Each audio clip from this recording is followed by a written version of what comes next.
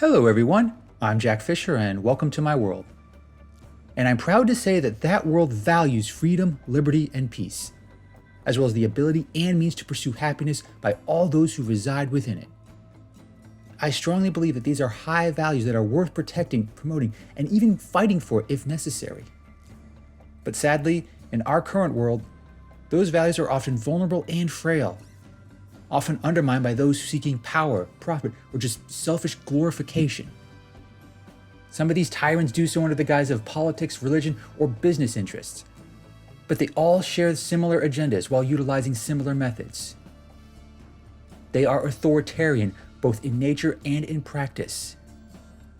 They ruthlessly undermine the lives and liberties of others to pursue their own selfish goals, whatever they may be. Now, there's been a lot of talk about authoritarians and authoritarian ideology lately. I don't deny that there have been some genuinely disturbing trends. Quite a few democratic countries have become what some call backsliding democracies, a term from the Cold War that describes how once liberal nations descend into autocratic regimes. It's not just distressing, it's downright dangerous. But we can't forget, authoritarian regimes don't just come out of nowhere. They're often a product of a frustrated, angry population who feel like democracy has failed them. And they're all too willing to embrace both authoritarians and authoritarian ideologies to set things right in their eyes. Now, for the sake of the YouTube algorithms, I don't want to name names or ideologies. Please note that I am not trying to call out one particular politician or one brand of politics. When I say authoritarian, I mean it in the most general sense of the term. The same applies to authoritarian regimes. They all manifest in different ways and at different levels in society. But they're all equally damaging to those they oppress. And that's why we should talk about it. So with that in mind, I'd like to shift the discussion to something more practical, at least with respect to countering such authoritarian regimes. Specifically, I want to talk about what people can do to actually resist. Now, I know the idea of resisting tyranny tends to evoke plenty of unique imagery. You think resistance and you think the Rebel Alliance in Star Wars or Katniss Everdeen in the Hunger Games. In those stories, the war has rules, front lines, and clear ideas on what needs to happen in order for one to be victorious. While that does make for many great stories, it's just not how things work in the real world. It's true that some authoritarian regimes fight and lose against an armed resistance. But it's rarely as flashy or cinematic as any movie, TV show, or book. In reality, there's a right way and a wrong way to resist an authoritarian regime. And unless you're a trained soldier, the right way rarely involves armed violence. But another harsh, albeit encouraging reality is that most authoritarian governments are vulnerable to collapse. They're actually a lot more vulnerable than most tyrants would have you believe. In that context, it's also worth pointing out that nearly every major empire in history has collapsed, including the really repressive ones. It may seem like certain regimes will never fail, but history says they eventually do. So, with that in mind, I'd like to offer some ideas on how to best resist an authoritarian regime. More importantly, these ideas do not depend on any form of organized violence. I understand that violent uprisings in the mold of Red Dawn may get people excited, but those efforts often tend to get messy, complicated, and chaotic. Sometimes they end up only emboldening an authoritarian regime. In others, they just replace one tyrant with another. It can become a brutal cycle of sorts, one which benefits nobody in the grand scheme of things. That's why bringing down authoritarian regimes often require patience, foresight, and perseverance. And most importantly, it requires tactics that everyone can utilize, not just trained soldiers.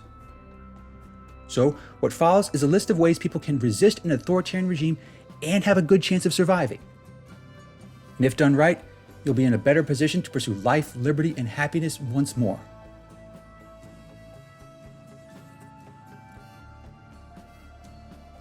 This is the simplest, most obvious tip to anyone unlucky enough to be living under an authoritarian system.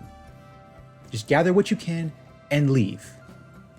I understand that isn't always possible, I also understand that dealing with refugees is a complex, hot-button issue. But when it comes to bringing down a repressive government, it's a critical tactic. That's because one of the ways authoritarian regimes are inherently unstable is how they deal with its smart, highly skilled population. By their own nature, despotic leaders tend to dislike anyone who is smarter or more capable than them. More often than not, they'll see them as potential threats than assets. As a result, this means highly skilled people end up leaving the country, thereby taking their knowledge and expertise with them. And history says that will come back to bite most tyrants. Germany found that out the hard way in World War II. But the larger issue is that when a society is so repressive and uptight, making it so skilled, educated people can't have a beer or go to a strip club in peace, those people tend to take their talents elsewhere. And without that robust professional class of people, a regime can't really accomplish that much. I mean, just think about it. It's pretty hard to make weapons of oppression when you scare all the mad scientists away. Now, for the people who aren't highly skilled or able to leave, the best thing you can do is survive. I know that's a lot easier said than done, especially given the inherent poverty in many repressive societies. But staying alive is actually really important because, like it or not, the state still needs you. Without you, who's going to provide all the slave labor, tax revenue, and constant adulation that a despotic leader demands? Brutal or not, a repressive regime still has to care for its citizens to some extent. It needs to spend time, money, and resources to ensure its people are capable of providing the labor and human resources to make the system work. Those unlucky people may not provide much, especially if they end up in a prison or a work camp. But the mere act of being alive still undermines the regime in the grand scheme of things. Because so long as your existence forces the regime to spend time and money making you a productive member of their society, you've got the edge to some extent. And letting yourself die would only do them a favor, because they don't have to care for you anymore. So, in that context, the best resistance anyone can do in such a horrible situation is to just keep surviving. But when you combine survival with some of the other tips in this list, you will eventually have a cumulative effect on any authoritarian government.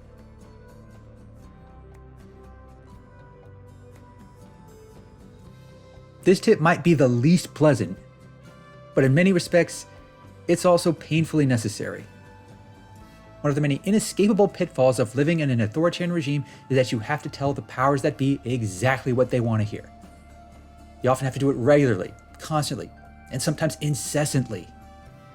Now, on paper, it may sound like you're just emboldening them. And that's somewhat true, but only if you look at it in the short term. If you're willing to play the long game, though, you can turn the tables. There's no doubt that living under an oppressive system will require you to glorify some charismatic leaders. You may hate their guts. You may wish them nothing but misfortune and suffering every day of your life. And that's fine. Keep that hatred burning strong within you. But keep it within you. Don't dare let it slip. And if you have to put on a fake smile and tell a leader how big their dick is, you'll just have to grit your teeth and do it. Yes, you will hate that in the short term, but you will see benefits in the long run. That's because the harsh forces of reality and history are on your side. If everybody around a leader tells them only what they want to hear, then those same people will avoid telling them the serious issues that need to be addressed. As a result, those same leaders will never get the full story. They may still try to avoid the hard facts, but those facts will not avoid them. A lack of food, labor, and resources will eventually affect everyone, including the all-powerful despots. As a result, they'll only ever have a poor understanding of any given situation, be it dire or mundane. These tyrants will also be incapable of making the kinds of decisions that strengthen their hold on power. Because every ruler, regardless of how authoritarian they may be, require all the relevant information necessary to make the right decisions. Eventually, all those inept and uninformed decisions will erode the regime's ability to function. They'll leave their society and infrastructure in such a poor state that no amount of adulation will change it. And whenever a regime gets to that point, its days are numbered. And all you had to do was tell them what they want to hear.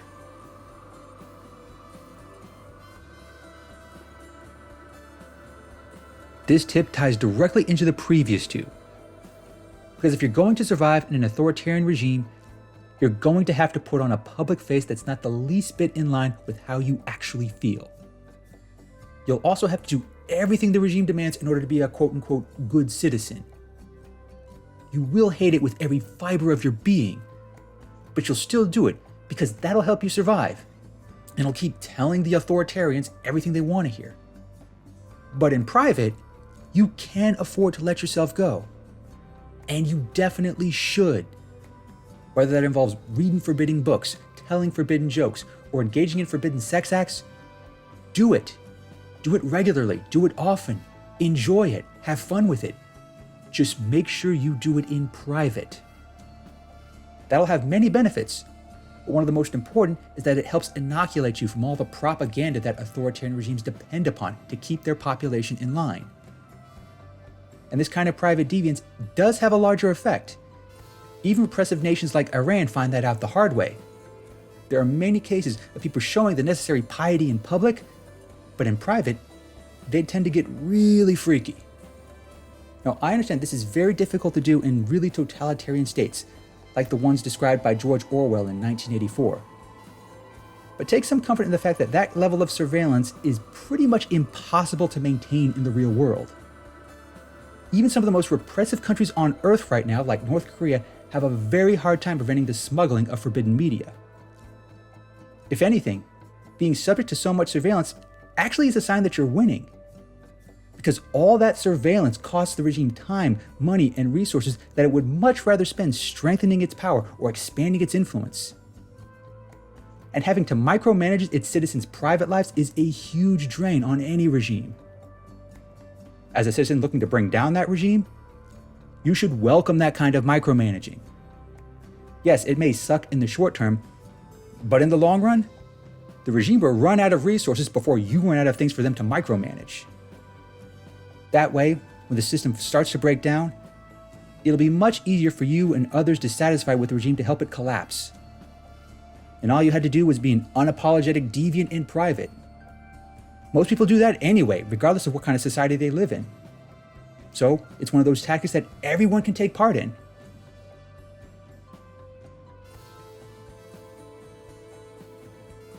This tip is admittedly harder, but it's still critical in the grand scheme of things when it comes to taking down an authoritarian regime.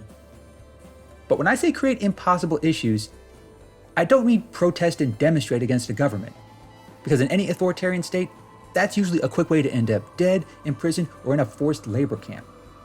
And many of those regimes don't mind doing that at all. But you can still frustrate those same regimes. You just have to do it indirectly. And the easiest way to do that is to just not do your job particularly well, whatever it may be.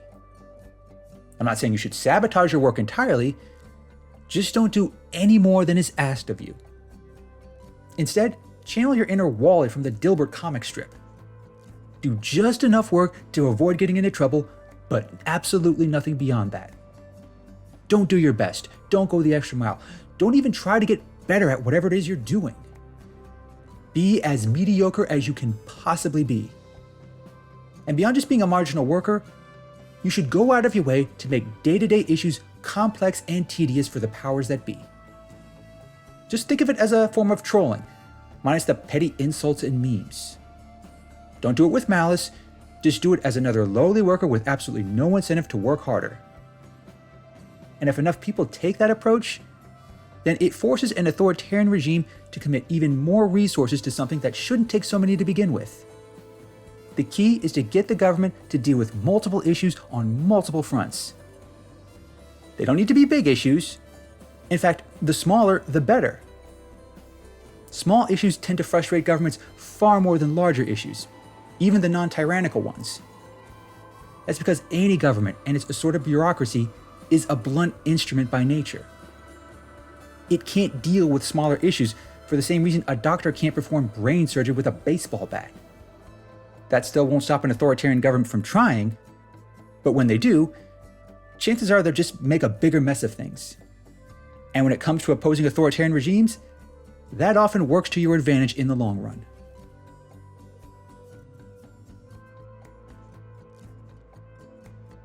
This tip is a supplement to the previous tip in that it takes being mediocre at your job a step further. All you have to do is take that same lackluster effort and apply it everywhere else. It may make you and your community seem frustratingly dull, but that also works to your advantage in a big way within an authoritarian state. Because one of the most important tools that an authoritarian ruler has in their arsenal is their ability to rile the passions of the public. They will often use their gift for rhetoric, repression, and giving fancy speeches to work people into a frenzy.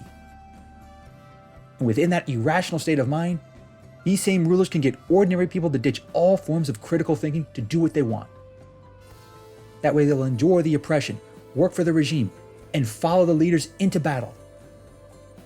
While that often helps authoritarian leaders come to power, it's a lot less useful when it comes to maintaining that power.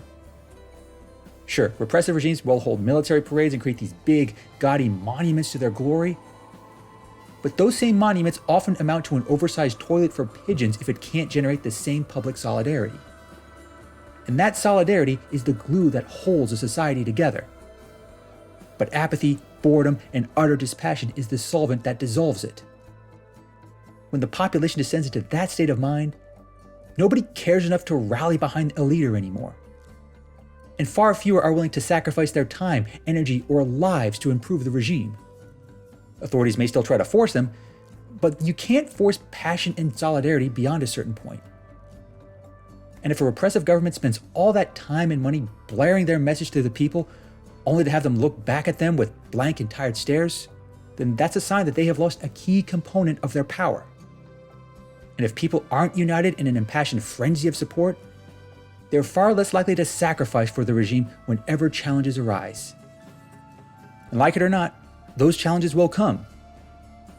And sure, many people will still follow the rules, march in the parades, and put on happy faces. But in the face of such challenges, they're far less inclined to put more energy and effort into helping a regime stay together. That's why the greatest weapon any citizen within an authoritarian system can have is apathy. It is a direct attack on the solidarity that all regimes need to thrive. Without it, a repressive society just can't hold itself together in the long run. It doesn't collapse all at once, but if you exercise patience as well as dispassion, it'll just erode to the point where it's no longer useful for any authoritarian government.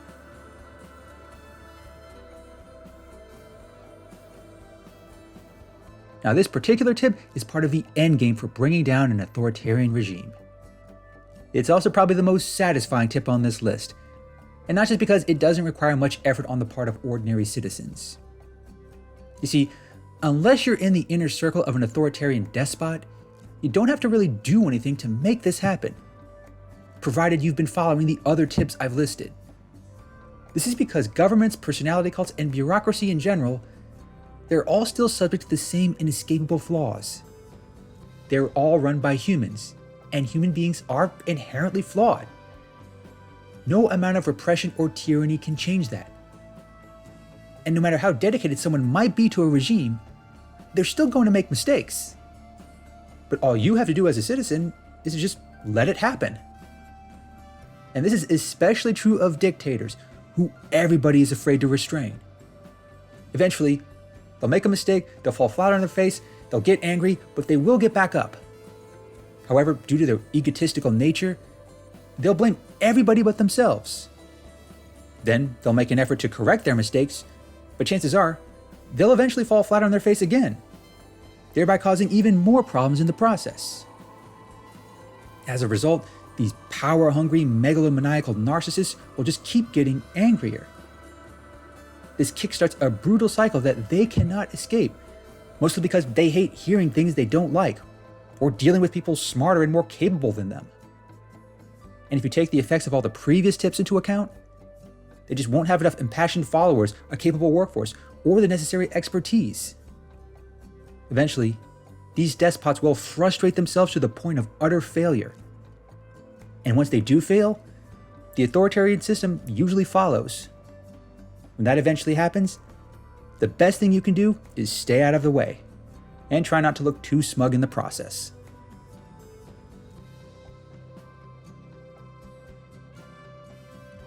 Hopefully, nobody has to spend their entire lives under an authoritarian regime. The past century alone has seen the rise and fall of many such regimes. Some were more successful than others, relatively speaking, but they were still subject to the same flaws. And through the lens of history and hindsight, one thing is still painfully clear. People generally resist repression. No matter how powerful, violent, or charismatic a tyrant might be, they cannot prevent people from desiring greater freedom and liberty. It's why those values I mentioned earlier are so important. It's a core part of our nature as individuals, not just part of a national identity. Human beings each seek to pursue their own brand of happiness, even when it's at odds with a prevailing regime. Whether it's a government, a religion, or some other form of repression, the desire to further that pursuit is a spark that remains strong in everybody. That still won't stop some authoritarian forces from trying to squash it, but thankfully, every repressive regime has its share of flaws.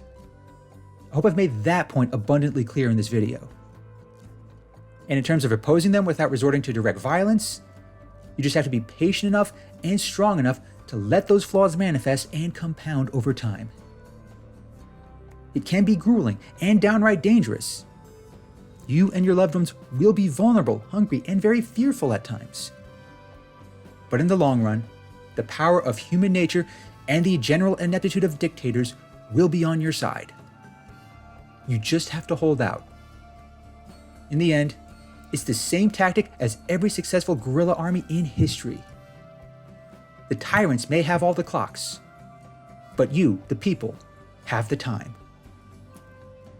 Thanks for watching, everyone, and thanks for joining me in my world. Please remember to like, comment, and subscribe. And until next time, take care and stay safe.